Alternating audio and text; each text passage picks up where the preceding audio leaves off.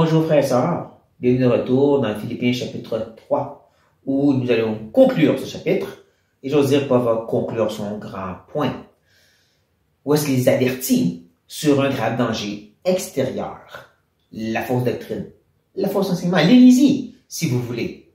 Bien sûr, comme j'ai mentionné, celle qui l'attaque, c'est spécialement les judaïsants, ou ce qu'on appelle la fausse circoncision.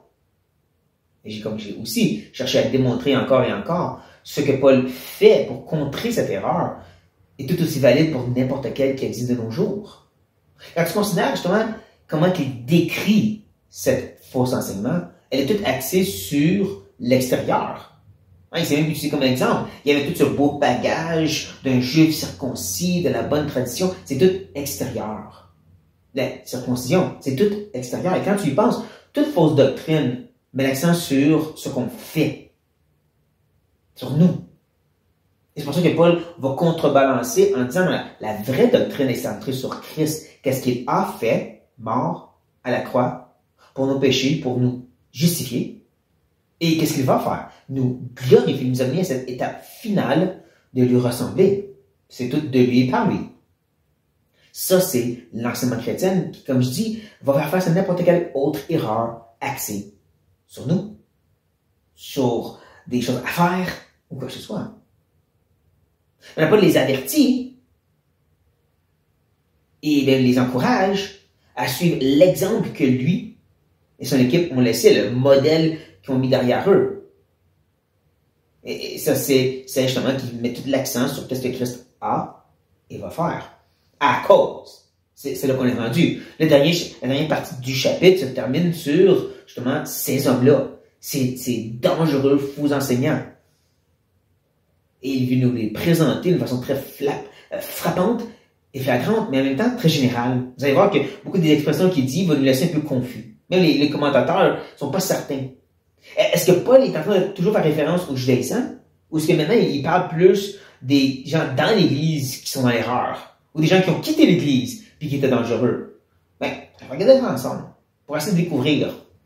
Je crois que Paul lui présente de façon aussi générale parce qu'encore une fois, il veut qu'on s'associe à n'importe quelle erreur, que vous allez voir ressemble très bien à ce qu'il dit. Marche très bien dans toutes les choses. Mais regardons pourquoi il faut suivre les Paul et son équipe. Car il y en a plusieurs qui marchent en ennemi de la croix de Christ. J'en ai souvent parlé et j'en parle maintenant encore en pleurant. On va par le cas.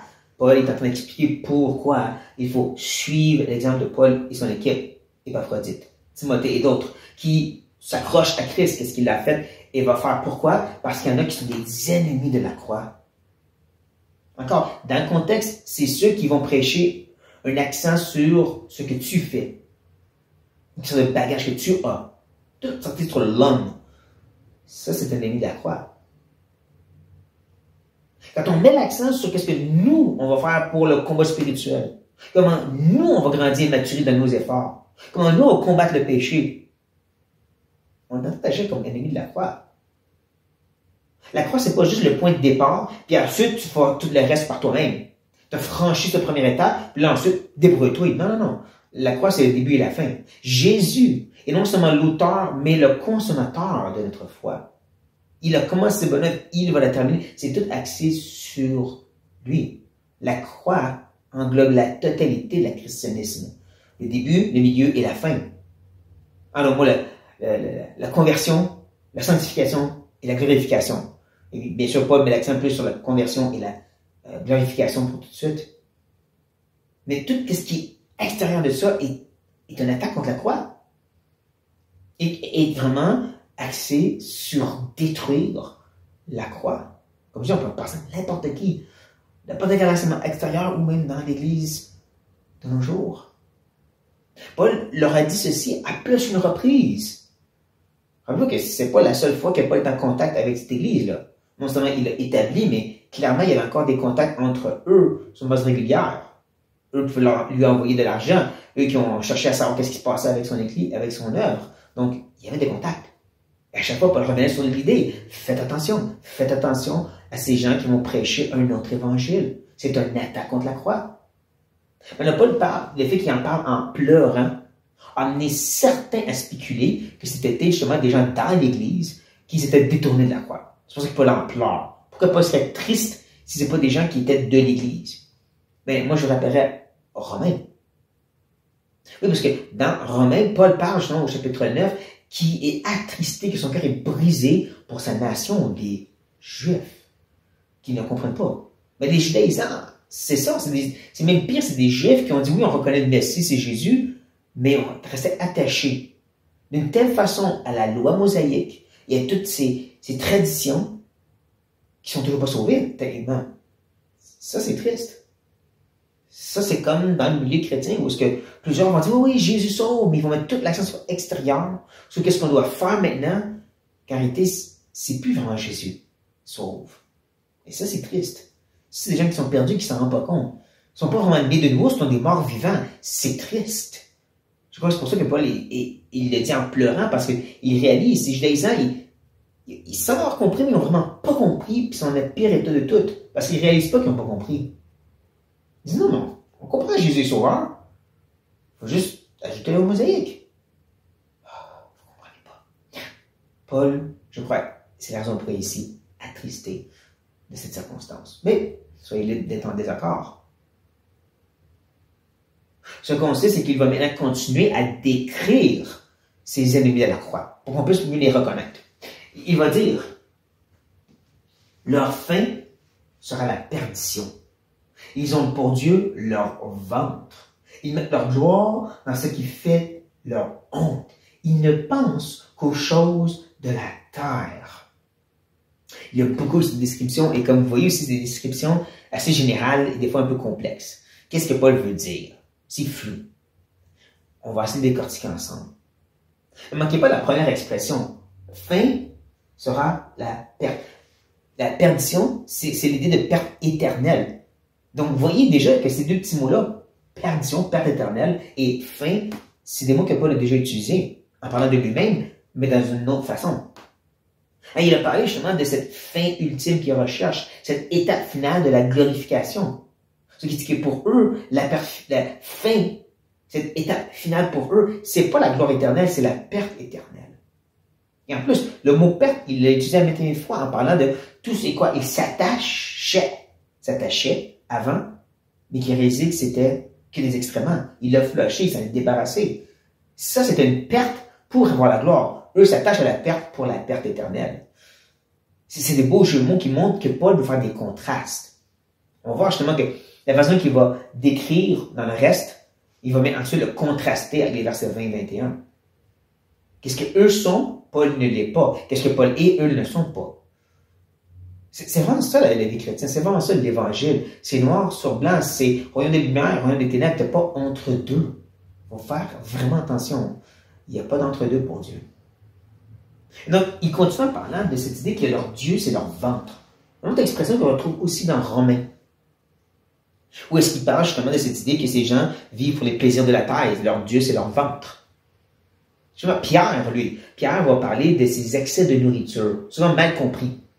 C'est pas de prendre une assiette de plus. Les excès de nourriture, dans le contexte où Pierre en parle, il les rattache aux orgies, c'est que dans le temps romain, il y avait vraiment des festins où est-ce que les gens littéralement mangeaient, ensuite se faisaient vomir et recommençaient à manger.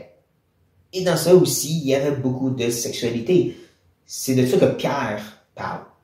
Mais vous comprenez que l'idée, c'est vraiment vivre pour le plaisir de la terre. Pas besoin d'être aussi extrême dans la perversion, mais c'est quand même cette idée de vivre pour la satisfaction, le plaisir de la terre. Justement, il faut comprendre, quand il termine en disant « il pense aux choses de la terre », il est en train de comme expliquer qu'est-ce que les deux autres choses veulent dire.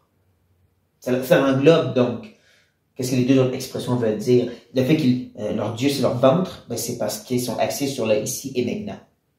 Les plaisirs, comme je dis, pas besoin d'être extrême et pervers, juste ils vivent pour le ici et le maintenant. Les choses de la terre, si vous voulez. C'est un peu la même chose quand il parle ensuite que leur gloire est dans ce qui fait leur honte. Leur gloire, pour les judaïsants en tout cas, c'est tout l'accent sur regardez qu'est-ce que je fais, regardez comment j'oubliais la loi, Regardez, même je vais à la circoncision, je vais aux bonnes fêtes, je fais toutes les bonnes choses, je jeûne 2 fois par semaine. Mais cette gloire va vraiment être honteux. Et c'est là qu'on dit, qu'est-ce qu'il veut dire par honteux?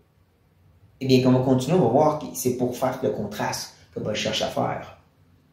Mais c'est vrai qu'il y a une certaine honte de dire que si toute ton attente est dans ta justification extérieure, ben devant Dieu, tu vas réaliser que c'est tout honteux parce que c'est des vêtements souillés devant Dieu. C'est rien. À la fin des temps, quand tu vas être devant lui pour le jugement, il va dire, c'est de la pourriture que tu m'apportes. Moi, je suis le sang de Jésus, toi, tu me donnes ta justice propre, je veux rien savoir. Leur gloire va finir par être leur honte. Probablement dans ce sens-là qu'il veut dire Paul. D'accord? Tout l'accent est sur le ici et le maintenant, ce que tu fais. Et encore, j'ose dire, il y a beaucoup, même dans le monde chrétien, qui met l'accent sur qu'est-ce qu'ils font. Leur gloire, comment ils sont des chrétiens en feu, qui combattent Satan, puis qui font ci, puis qui font ça. Pas directement, ça va être leur honte. Parce qu'ils sont axés sur les choses de la terre. Et ne manquez pas l'idée de pense. C'est le mot phronéo encore ici. Le mot qui parle de mentalité, d'idéologie. Où est-ce qu'il peut leur dire on devrait avoir la même idéologie, la même façon de penser qui est axée sur ce que Christ a fait et va faire, c'est tout sur lui, c'est pas sur nous. Mais leur pensée n'est pas sur Christ, mais sur eux-mêmes. Leur pensée n'est pas sur la fin ultime de rentrer dans la gloire avec lui, c'est avoir la gloire ici maintenant. Comme beaucoup de faux enseignants. Encore, on voit le contraste. Eux, ils marchent de façon qu'ils vont attaquer la croix. Paul marche de façon où est-ce que la croix est l'absolue nécessité pour sa vie. Eux ont une pensée qui est axée sur les ici et maintenant et eux-mêmes. Mais Christ nous appelle à avoir une pensée qui est axée sur lui et la fin ultime avec lui. Là, on est prêt de voir ce contraste entre eux et Paul, ou ce que le Seigneur demande. Mais notre cité à nous est dans les cieux. Nous attendons aussi, comme sauveur, le Seigneur Jésus-Christ. Ne manquez pas à quel point que Paul revient à la charge. Eux sont axés sur leur gloire, sur le ici et maintenant, sur eux-mêmes. Nous, on est axés sur Jésus-Christ. Avant tout et par-dessus tout. Jésus-Christ, non pas juste le mot qu'on dit des fois, là. Beaucoup vont dire Jésus, Jésus. Beaucoup vont faire des choses au nom de Jésus. Mais c'est pas axé sur la personne et l'œuvre de Christ. Portez attention quand les gens vont parler de Jésus, là, parmi les enseignants, parmi les soi-disant grands hommes de Dieu. À quel point ils parlent de Jésus sur qu'est-ce qu'il a fait, et à quel point il est axé sur lui, et à quel point c'est juste son nom qu'on utilise pour nous. Vous allez voir la différence. Le contraste ici qu'on veut regarder, c'est l'idée d'être notre cité, ou plus exactement ici, c'est notre citoyenneté. Une expression qui est utilisée déjà au chapitre 1. Ça rappelle, le chapitre 1, c'est tout en rapport à la persécution, qui vivait probablement comme Paul vivait à Rome. Et qui devait persévérer dans ça, avec justement une mentalité qui réalisait qu'il était des citoyens des cieux, et il est sur la terre pour être ambassadeur, pour être des témoins de cette citoyenneté céleste. Même s'il vivait soit dans le pays dans l'Empire de Rome, la ville de Philippe. Il devait vivre d'une certaine façon, réagir d'une certaine façon, qui aurait leur roi, Jésus-Christ. Et là, il revient ici encore à la charge, avec le même mot, pour leur rappeler justement que leur espérance se trouve là. Ou qu'on attend le retour de Christ, qu'on attend avec anticipation, parce que ce qu'on veut, c'est lui revienne. Et remettre tout en règle. Lui revienne et nous amène à être transformés à son image. Tout doit axer sur lui. Et que notre espérance n'a pas rapport à les choses de la terre. Encore, portez attention quand les gens enseignent. À quel point que leur message est axé sur qu'est-ce qu'on peut faire et qu'on veut réussir sur la terre. Même si on ne parle pas de grande prospérité, là, tout est axé sur le ici et maintenant. Comment tu vas être en feu pour Dieu, comment tu as une famille qui sert le Seigneur, et combien leur message est axé sur le fait que Christ va revenir et être avec lui pour l'adorer pour toujours. C'est quoi le message? Il est différent. Il est différent. Le contraste continue et se termine. Christ qui transformera le corps de notre humiliation en le rendant semblable au corps de sa gloire, par le pouvoir qu'il a de s'assujettir toutes choses. Vous reconnaissez les mots, j'espère. En leur gloire, arrêtez ce qu'à leur honte. Paul utilise les mêmes mots ici. Et c'est à contraire, nous autres, tout ce qui est axé sur nous, c'est qu'est-ce qu'on reconnaît comme honte. Pas que le corps en soi est honteux. Il ne faut pas être dessus comme les gnostiques qui croient que le corps c'est péché. Non, non, on va avoir des corps glorifiés. C'est pas ça. Il y a quand même cette idée que dans ces corps, on a péché. Dans ces corps, on n'est pas capable d'obéir à Dieu. Les corps glorifiés, oui, mais pas ici. Et donc, il y a une certaine honte, il y a une certaine humiliation. Et on le reconnaît. Et on s'attend à cette transformation où est-ce que là, on va vraiment avoir des corps glorifiés. Pas ici sur la terre. C'est pas le perfectionniste chrétien. Non, c'est la perfection ultime. Pour maintenant, c'est l'humiliation. Tout ce qui en parle avec nous, c'est l'humiliation. Ça, c'est notre honte. Pour rentrer justement dans sa gloire. Ne manquez pas ça. Hein? Eux sont axés sur leur gloire, qui est honteux. Nous avons notre honte pour avoir sa gloire à lui. Transformé à son image pour que lui soit glorifié, parce que c'est lui qui est glorieux.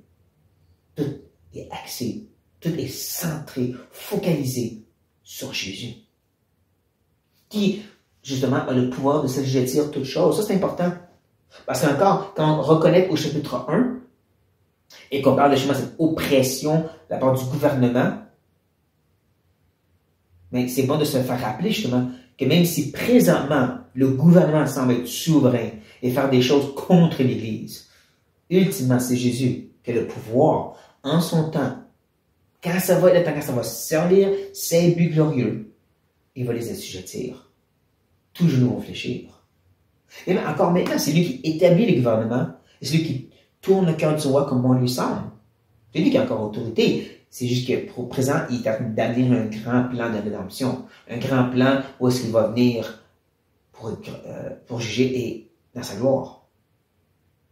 Mais c'est bon qu'il se fasse rappeler, comme nous aussi, Jésus a ce pouvoir-là. Tu n'as pas à t'inquiéter. Et le temps va venir où ça va être réglé pour de bon. Et il est encore en train d'agir maintenant aussi. Mais rappelle-toi, il a le pouvoir.